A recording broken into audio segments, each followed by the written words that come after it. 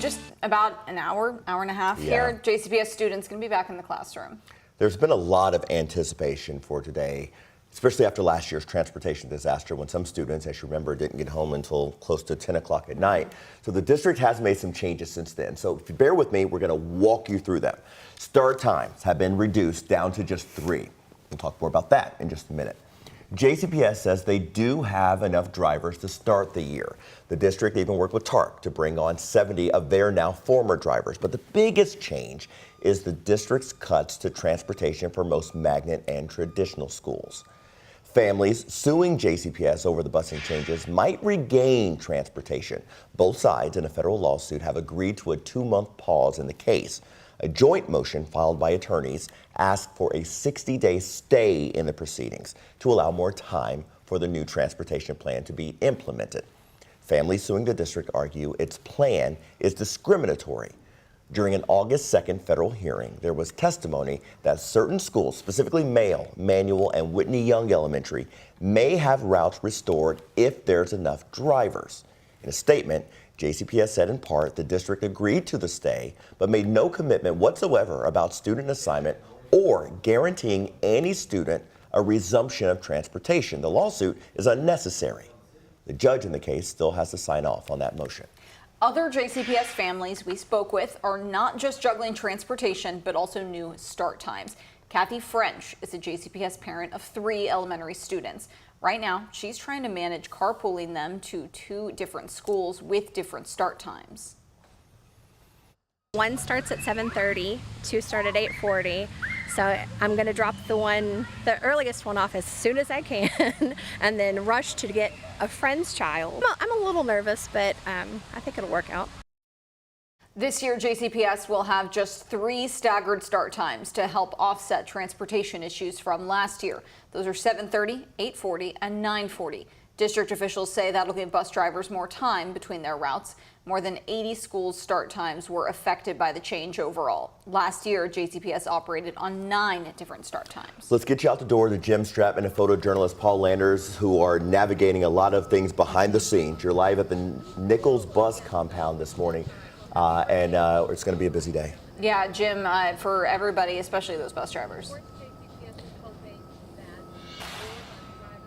You can say that again, Grace and Eric, and it is starting early this morning for these bus drivers. They have been preparing for the last couple of weeks, making sure that they're doing their runs, getting those down pat, so that they are ready to go when day 1 hits. You can see we're out at the Nichols compound. Lights flashing in my face back here because those drivers are here. The buses are getting ready to roll out. Sure, there's going to be a lot of people out there getting their kids over to the bus stops this morning. Going to be some questions as well, and those are questions that may be valid. A little bit, some concerns perhaps about some of those parents, but there are answers that you can end up getting. Those coming a lot from jcpsfirstday.com, which is now a perfect segue to bring in Mark Hebert from JCPS. We were just talking a little bit about jcpsfirstday.com. That is a website where pretty much if you have a question about first day of school, that's where you go. There's lots of information on jcpsfirstday.com, and we want to encourage parents, if you haven't done so already, you should have done so by now, but go to, if you got a bus rider, go to Bus Teller. Bus Teller, that's on that jcpsfirstday.com webpage. Go to Bus Teller, and you can click on it, put your kid's name in there, and it'll show you where their bus stop is, what bus number they have, and what time they should be there to pick up your child. Gotcha. We were talking a little bit earlier, too, Mark, about how there have been a lot of weeks of preparation leading up to today. What is the feeling, I guess, with you all at the district office about what today is going to look like, especially from a transportation standpoint? There's really a lot of confidence about the way today is going to go. Now, are there any issues that are going to happen during the day? Absolutely. It's the first day of school. It's the first day of school. There are going to be glitches. There, as we've talked about before, there's going to be kids who are not going to go to the right bus stop or not know where their bus stop is or go to the wrong bus or perhaps not get off the bus at the right stop when they're headed home. So there's going to be issues. Yeah. But I think for the most part, I think we're very confident. The bus drivers have been practicing for 2 weeks now. Their routes, they've come back and said, hey, I can't make a right turn here. This stop isn't going to work. My route's too long. So so we made all those changes and adjustments. So I think we're feeling pretty good, and I think the bus drivers are feeling really good about today. And that's the important part, especially this morning as those students get ready to head out to the bus stops. Eric and Grace will be back with more first day of school coverage coming up here in just a little bit on GMK. All right, and from one of the hardest working men on morning television to one of the hardest working digital teams in business, we've got all of this information broken down for you in our JCPS Back to School Guide at WHAS11.com. Well, also happening today, Metro Police will release body camera footage from a fatal police shooting in Valley Station last month. It happened on July 27th when police responded to a 911 call on Eaglewood Drive off Dixie Highway. Officers say they found a man agitated inside a home with several family members. They say they got the family out of the house while police attempted to calm the man down. However, police say he picked up a knife and charged at officers, leading them to fire shots.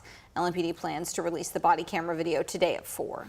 We've got an update for you this morning in the case against former Clark County Sheriff Jamie Knoll. A judge denied a petition by his nieces and nephews fighting for the money spent from their father's estate. Jamie's brother, William Leon Knoll, died in December of 2018. Jamie was named as the representative of the estate. Leon Knoll's heirs filed a petition claiming Knoll pocketed more than $50,000. They asked the judge to reopen the estate. In court yesterday, the judge admitted the allegations were disturbing, but too much time has passed to legally allow the estate to be reopened. The petition was denied, but attorney Amy Wheatley tells us they will be suing Jamie personally.